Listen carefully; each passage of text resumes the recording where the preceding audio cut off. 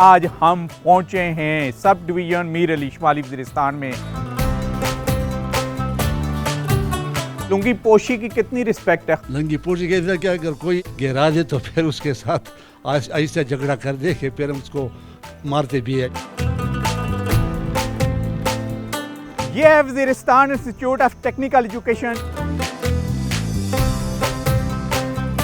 कोई धमकी वगैरह तो नहीं मिलती आप लोगों को? नहीं जी, मुझे कोई धमकी नहीं मिली अभी तक। ये है कुरम तंगी मल्टीपर्पज़ डैम स्पिम वाम शुमाली वज़ीरिस्तान। इसका मेन पर्पस जो है यहाँ के लोकल कम्युनिकेशन के इरिगेशन प्रॉब्लम्स को सॉल्व करना। जो ऑलराउंडर इस वक्त पाकिस्तान की नुमाइंदगी कर रहा है, वसीम जूनियर के नाम से जाना और पहचाना जाता है। उनका ये आबाई गांव है। उसका चचा है ये नकनवाज। अच्छा, उसने पूरा सपोर्ट किया है उसको। वॉच प्रोग्राम पहाड़ों का सफर this Friday at 8 PM only on Discover Pakistan।